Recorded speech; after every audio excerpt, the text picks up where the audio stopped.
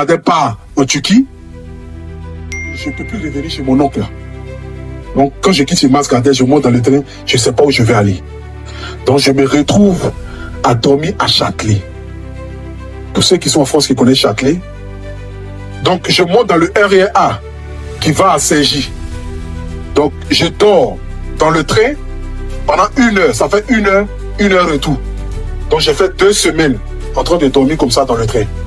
Je ne pouvais pas appeler ma mère pour dire, ah, voici la situation dans laquelle je suis. Elle va me dire, ah, mon fils, reviens au pays. Ma connaissance, elle va dire, reviens au pays. Parce que je ne peux pas accepter que mon enfant soit dans telle condition. Mais je suis déjà en France.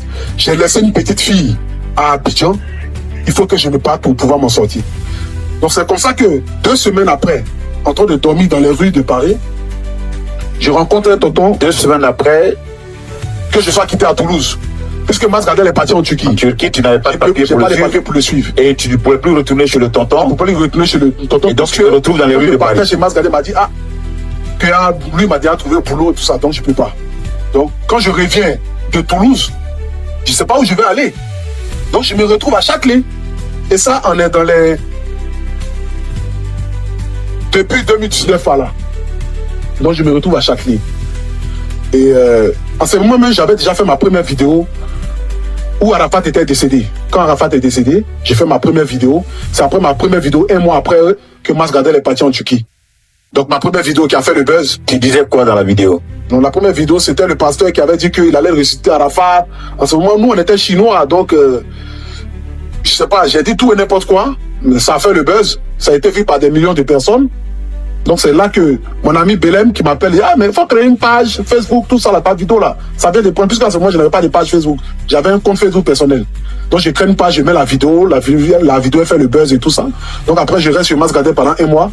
Et quand je reviens maintenant sur Paris, je me retrouve à dormir dehors. Et c'est un tonton Yacouba du nom de Bleu Carlos qui m'accueille chez lui et sa femme à Melun. Donc c'est celui que je vis durant 1 mois. Donc il me donne ses papiers encore pour que je travaille.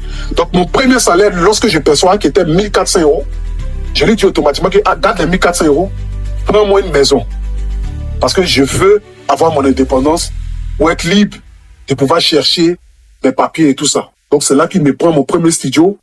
Et durant mon premier studio, quand je quitte au travail, je commence à faire des vidéos. Et la femme de Makosso décède. Puisque de ma première vidéo que j'ai fait pour Arafat, je n'ai plus fait de vidéos encore jusqu'à ce que la femme de Makosso décède.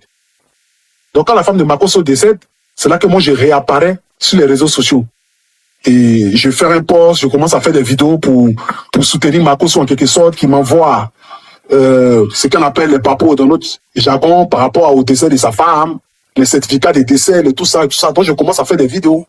En ce moment, les vidéos, ça ne payait pas. Donc je m'en vais au travail, je finis. À ce moment, je travaille à Leroy Merlin. Je soulevais les carreaux, les briques et tout ça. Donc quand je viens ici fatigué,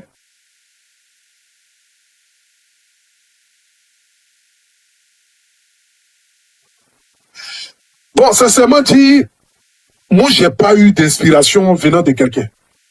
J'ai juste fait une vidéo comme ça que j'ai postée. Après, au fur et à mesure de faire des vidéos, tu commences à aimer la chose. Voilà, l'amour de la chose vient, l'amour de la chose vient. Voilà, je le faisais comme ça, c'était pas payé. Et jusqu'en 2020. Donc, en 2020, lorsque je fais en 2020, ma vie commence à aller un peu, je trouve des petits partenariats, et c'est là que la monétisation commence à sortir.